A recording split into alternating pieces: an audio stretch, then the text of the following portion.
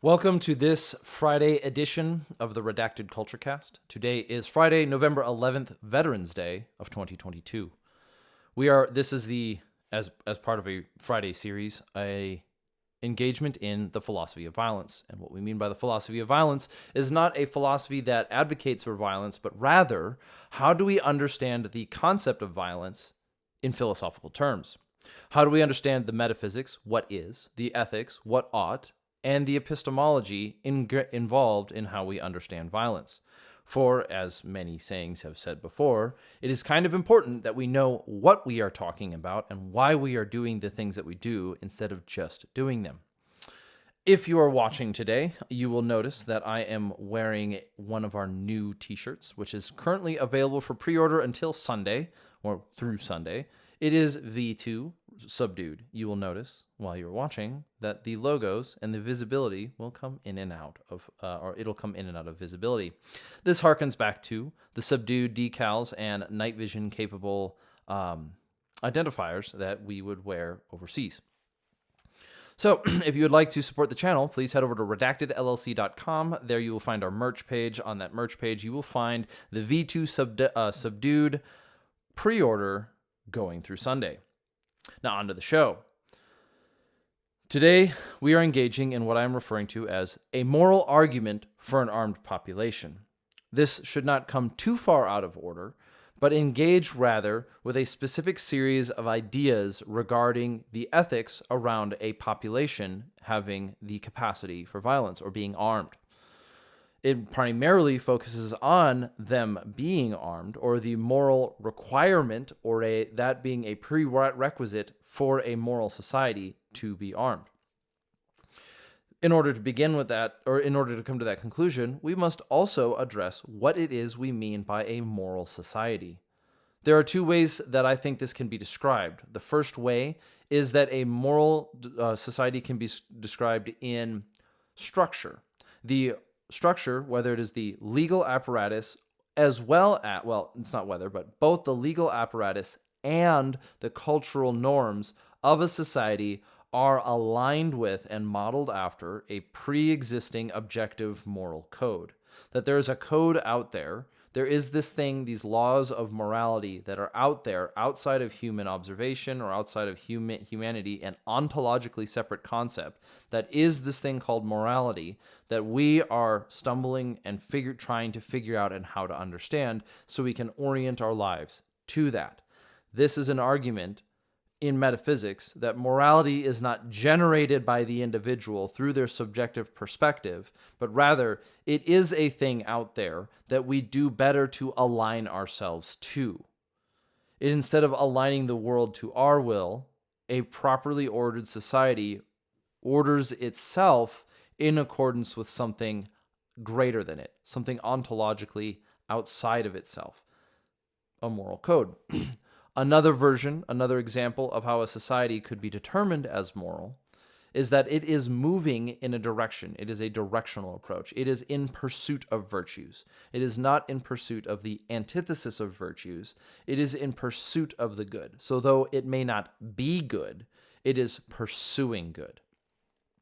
So these two examples, or these two definitions of what a moral society could be, also depend on how we categorize what a society is entirely.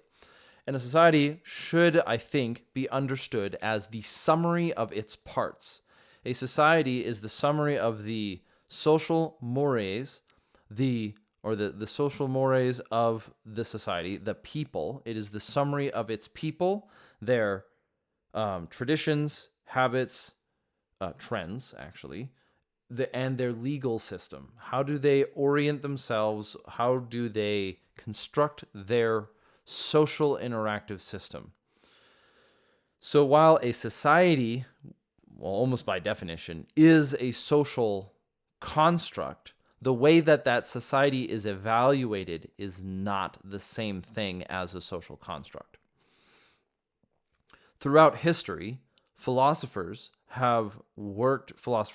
governments, individuals, theologians, and so forth, monasteries, monks, people, whatever, have in many ways sought to answer the question of what is the good? We kind of get this question from Plato, kind of from that era, but in even in our day and age, that question is a perennial question. It never really goes away. We always have to seek after, as individuals, to answer the question of what is good, where is goodness located in an individual, and where does it come from? How do we understand it? A theistic argument says that goodness comes from God. God creates goodness. There are other arguments, but that's the one that we're working with today. But when it comes to evaluating individuals, because we can evaluate a society by the summary of its individuals to an extent, when it comes to evaluating an individual, we have to address three subjects: the individual's will, the individual's capacity, and the outcome of their actions. So the individual's desire, what their capacity are, you could almost say then in comma, the actions as well, but then really the outcome, what happens. Multiple systems of ethics have been created from this substructure. For example, most commonly known as utilitarianism argues that, in effect, the outcome is the single most important factor in determining whether or not an action or series of actions can be evaluated as moral. When it comes to let's just say, a chain of ontological subjects between the individual and the outcome, you could make an evaluation of the person. Is it a good being? And you could also, then you have to run into the Euthyphro argument. Is it good because the thing chooses it, or is the thing good because it chooses to follow the good? Another time. But there is the evaluation of the being, the evaluation of the being's desire, the evaluation of the capacity, the action, and the outcome. This is kind of a long chain. Utilitarianism is primarily concerned with the outcome. It even sought to produce a method of mathematically accounting for goodness done or lost in persons in order to evaluate in order to evaluate an action as being good. A very common example would be, if we build this dam, it will cause this many people to have water and grow irrigation at the cost of this many people dying. If there are more people benefiting from it than losing from it, then it can be evaluated as good. But we can see where this goes wrong terribly, because it becomes very quickly either not really a might makes right argument. It becomes an ends justify the means argument, or consequences be damned, but more like outcome. If the outcome is good, then the ends justify the means. You have to break a couple eggs to make an omelet. Problem is, how do you know when you've broken too many eggs? How do you know when your communist or socialist utopia has caused the death of 40 million people and you still haven't been willing to change your commitment? But yeah, that's, not so subtle dig. So when we go back to different ways that we have attempted to answer the question of what is the good, one, if we try to solely locate the good in the outcome, we end up with utilitarianism, which runs aground on, the desires of the individual, and the desires of the individual, the consequence of the individual, or the desires that produce the action, the capabilities required or not required to do the action, and then the outcome, and it produces this immoral system of ends justify the means.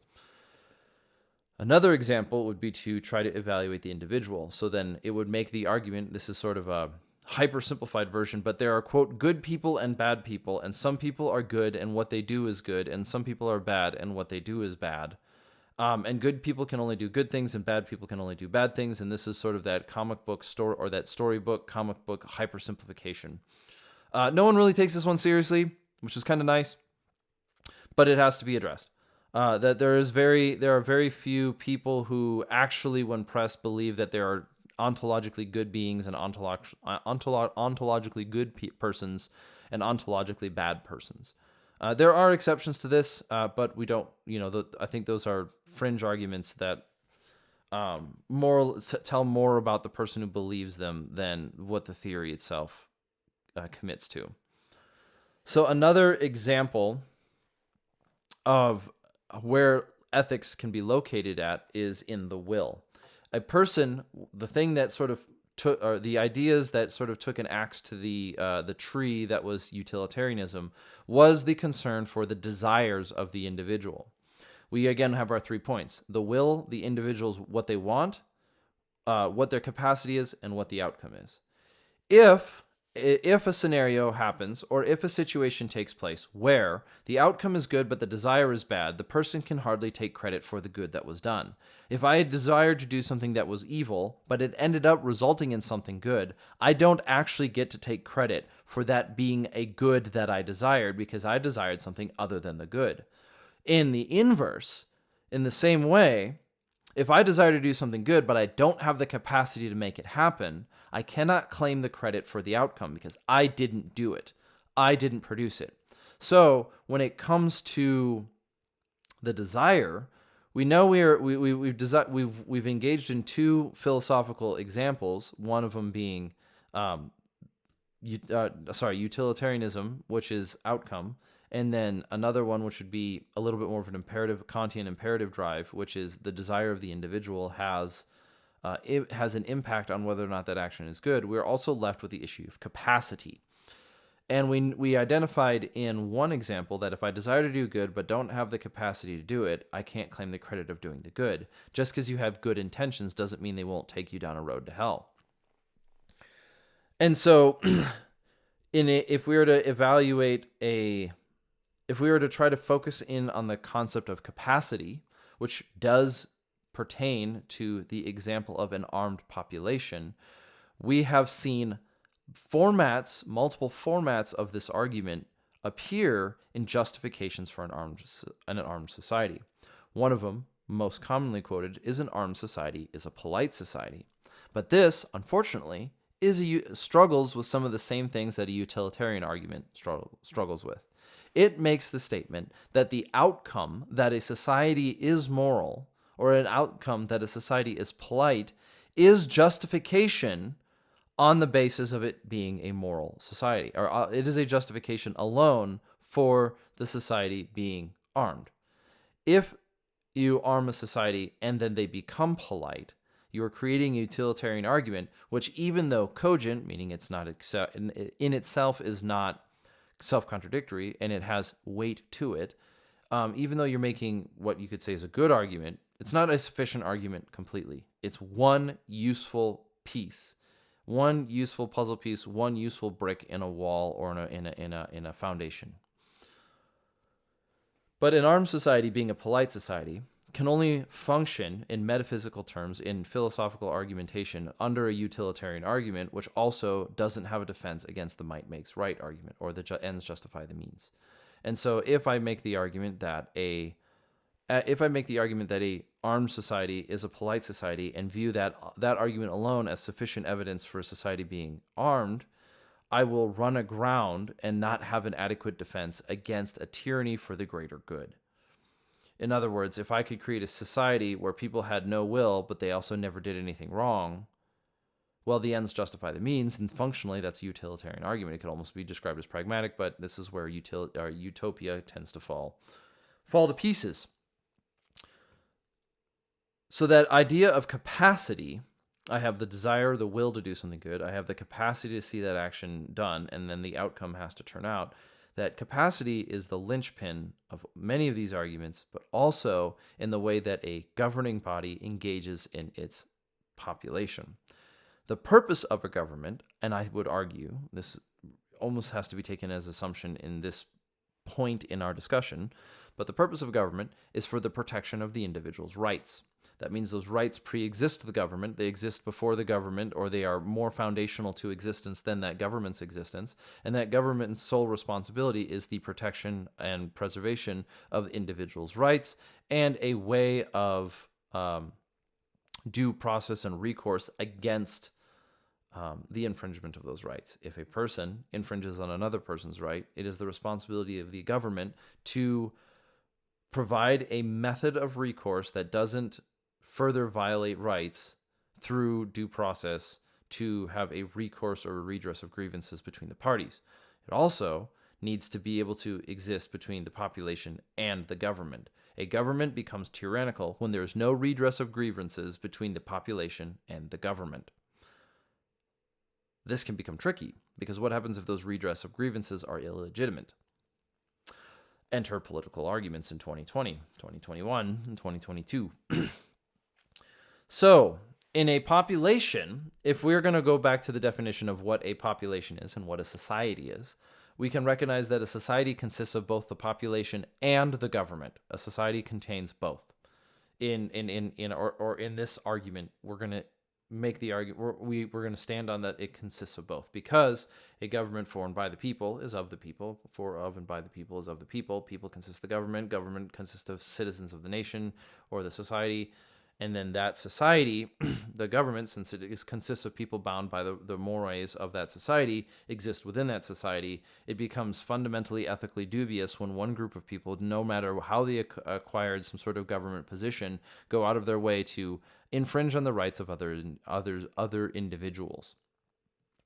That is a dubious argument. What is it that allows one group of people to make decisions on what rights another group of people get to exhibit, get to manifest, get to live according to? You're going to run a really, really hard race trying to figure out why it is that one group of people are somehow ontologically different, that they get to determine the will and action and capacity of another group of people. We would say that an action like that is dehumanizing. So a population which is stripped of a capacity which is supposed to be theirs by right, what we are functionally doing is dehumanizing that population. A society which restricts the rights of its individuals dehumanizes them, producing a tyranny. A society which rejects the responsibilities of the individual infantilizes their population, which usually then turns into a tyranny. A society which abuses those rights and responsibilities corrupts itself. Let's go back over those three. A society which restricts the rights of the individual necessarily dehumanizes its population and produces a tyranny. Whether it's the tyranny of the majority, or it's a tyranny of the government, or it's a tyranny of whatever, you're going to run into a form of tyranny at the cost of dehumanizing populations. Dehumanizing populations can, just for the sake of argument, be assumed as wrong. A society which rejects the responsibilities attributed to rights infantilizes itself. A society which rejects the responsibilities attached to rights infantilizes itself, and in a form of self-dehumanization, treats itself as lesser than what it is. A society which abuses its responsibilities and rights corrupts itself, turning the entire system into an immoral system and an immoral society. Well, at least all things that corruption has influence on or touches. And so when we are addressing the capacity, we can go back to the individual. If an individual desires to do something good but doesn't have the capacity to do it, he can't take credit for doing the good. If an individual desires to do something evil, has the capacity to do something evil, but the outcome is somehow determined as good, he can't take credit for doing something that is good. It is an accident. It happened. We're thankful that it's good, but he doesn't get praise for it, or at least shouldn't. So a society should orient itself and construct itself in such a way where the individual has maximum freedoms, maximum liberties to act according to his own capacities and rights in such a way that doesn't infringe on the rights of others. People may claim that his actions are infringing on their rights, but if they are not, that claim does not matter. It is a non-consequential claim. And so we could make the argument that a person, being in possession of a firearm, is infringing on the rights of another person to feel safe. But the problem is, one, there is no such thing as a right to feel safe. That is gobbledygook. Yeah, there you go. Back for terminology, returning to the word. But there is no right to feel safe. There is a right to life and preservation. There is a right to self-preservation and self-determination, because you have a right to exist and you have a right to defend that existence. And a person being, let's just say, threatened by your ability to defend yourself is pretty dubious, I would say. I would say that's a pretty dubious position to hold. Why are you threatened by somebody else's ability to defend themselves? Is it because you have intents? You don't like their position? This is a question. But to retain the argument that we're engaging with, and I gotta return to the title, a moral argument for an armed population. I want to go back. I want to address a series of arguments that are typically used as justifications for arming a population. The simplest one is that the population is under attack. If a population is under threat, it is easy for us to rationalize why they should take up arms and defend themselves. You don't need to look further than Ukraine. Even the most avid dehumanizers who think it is somehow someone's right to strip another person of their arms is entirely happy with the idea of the people of Ukraine having arms to defend themselves. This is not an evaluation of the Ukrainian situation. It is an evaluation of the microcosm of an individual's justification that it's okay over there but not over here. Kind of morally dubious. Another that where that argument falls ground or falls short oftentimes comes down to why is it justified? What happens when the threat is no longer present, and then who determines what the threat is, and where can the threat be identified? And it's entirely required to create a new threat and a new threat and a new threat to continue justifying its own actions. So I don't think that the idea that a person being quote unquote under attack is itself justification for a society or a population to remain armed, because it's situational. It's an anecdote, especially in long-form argumentation. Now, the next one would be self-preservation. This is a rights argument. I think that's a good one. Another one would be ownership and agency. And this is where I want to focus. So, agency, in philosophical terms, is the ability. It is a state of being where a person has will and efficacious action. Agency is I have the ability to act. I am an agent. I can make decisions. It's a sort of an argument similar to, or a description similar to, consciousness. A person has to have agency. Agency meaning they have the sufficient pre-requirements to be able to make decisions for themselves. Agency. When a population restricts agency, what they're doing is they're saying you are less than human. You do not have the agency required to function on a human status. It's a dehumanizing approach.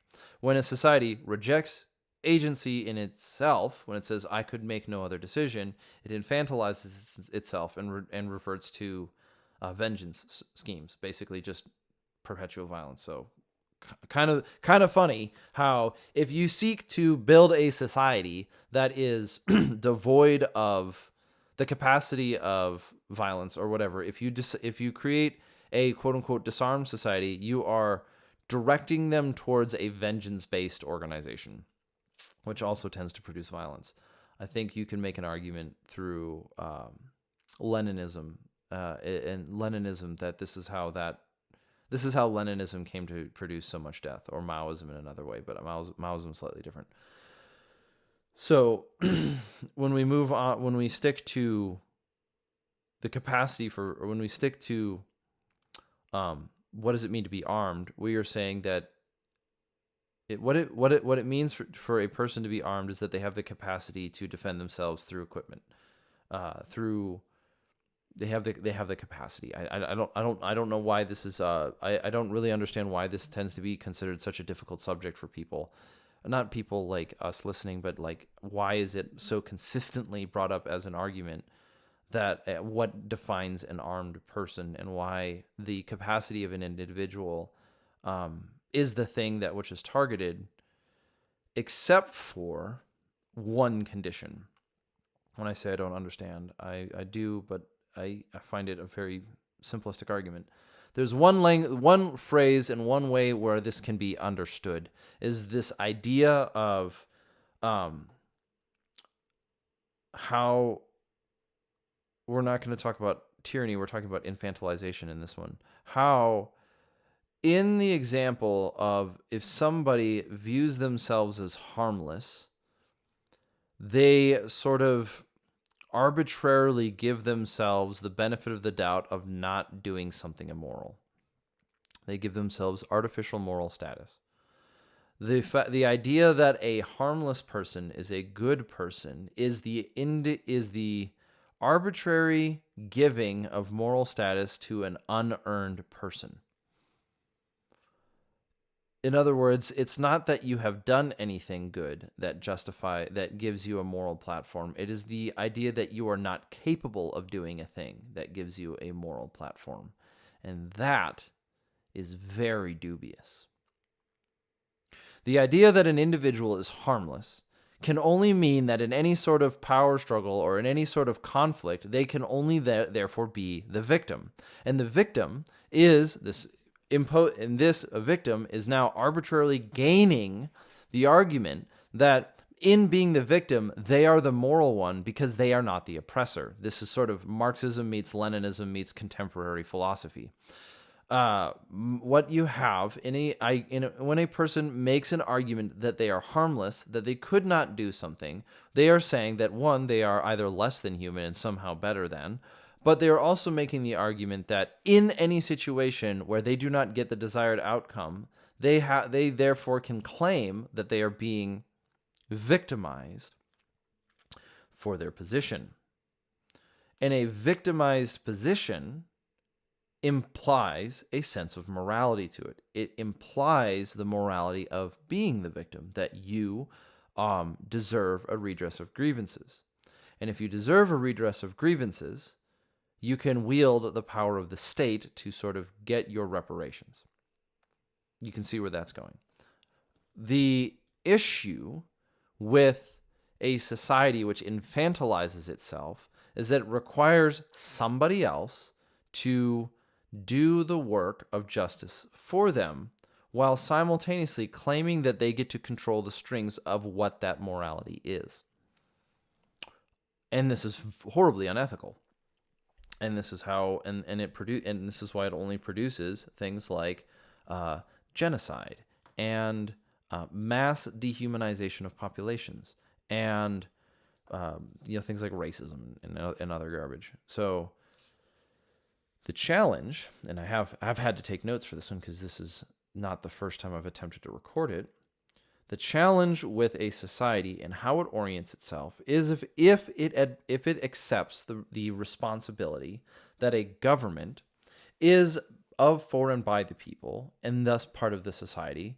The government should, when properly ordered, function as a will of the people, a reflection of the will of the people. That government and that will of the people, if it seeks to dehumanize the population by subjecting them to limitations of their capacity, treats them as less than human and produces a tyranny. It can also function to infantilize the population that creates a victimhood narrative, which then creates a justification for vengeance, which it will mislabel as justice or accountability or whatever, and divulge into an immoral society. Note how this sounds somewhat similar to where we began earlier with an armed society is a polite society. Both of these arguments interact with each other, and if you can kind of combine them into one, you can start to see the holistic approach to how an armed society is necessary, or it is a prerequisite. An armed population is a prerequisite for a moral population. So a population would have to pursue the desire to do good, the capacity to do good, and the outcome of doing good. And I think I'm going to deter outcome to in pursuit of good. The will needs to be oriented in direction of that which is good, which becomes a moral, it becomes a bit of an ontological, or it becomes a bit of a metaphysical argument for where is good located, and also a question for ethics itself. This is a question, and this is a little bit more of a minutia argument that we're engaging in today. The second piece, capacity, interacts with both the outcome and the will to address the issue of the population's capability of morality. Their capability of being moral is necessarily a component of both producing the outcome and justifying the will, or, well, fulfilling the will.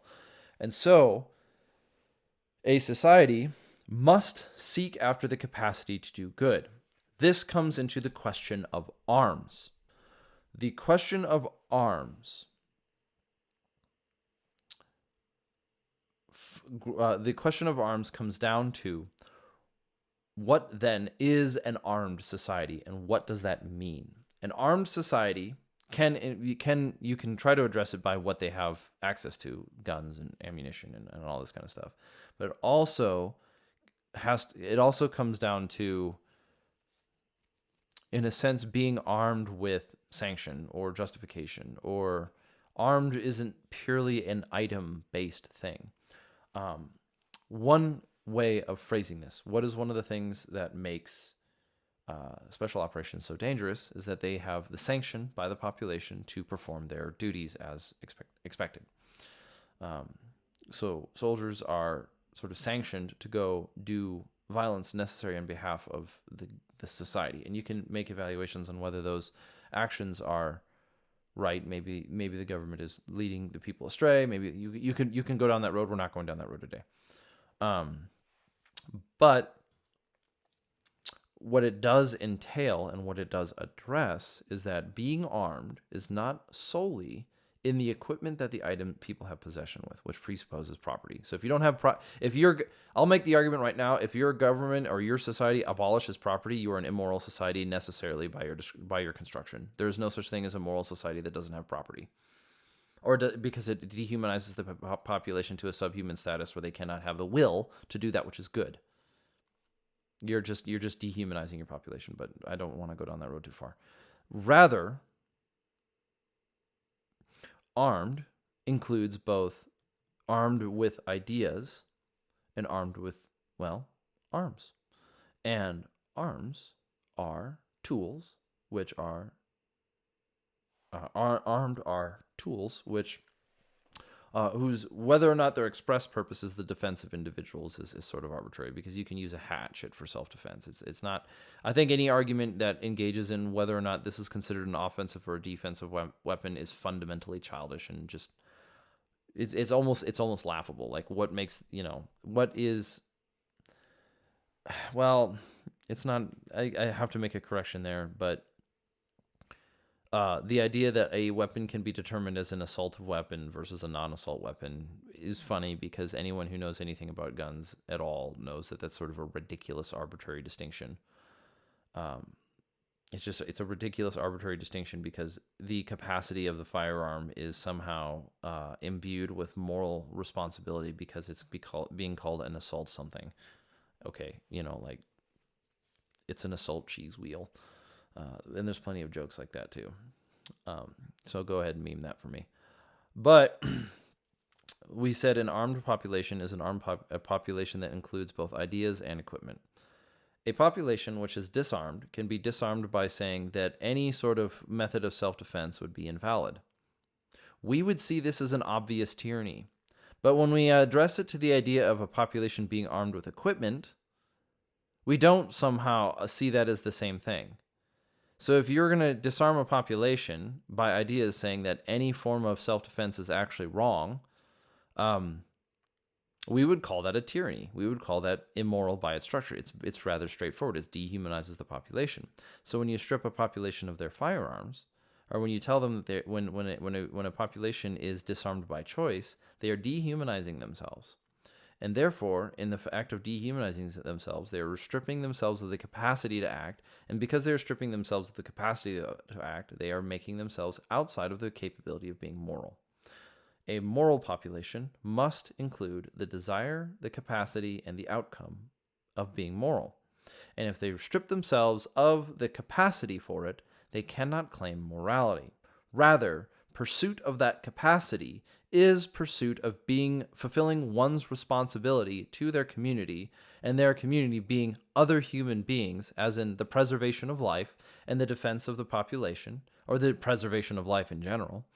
And therefore, An armed population, a population, in order to be moral, must be armed, and they must be allowed to be armed, and they must accept that amongst their population that their people will be armed. If they do not, they are treating their population as less than human.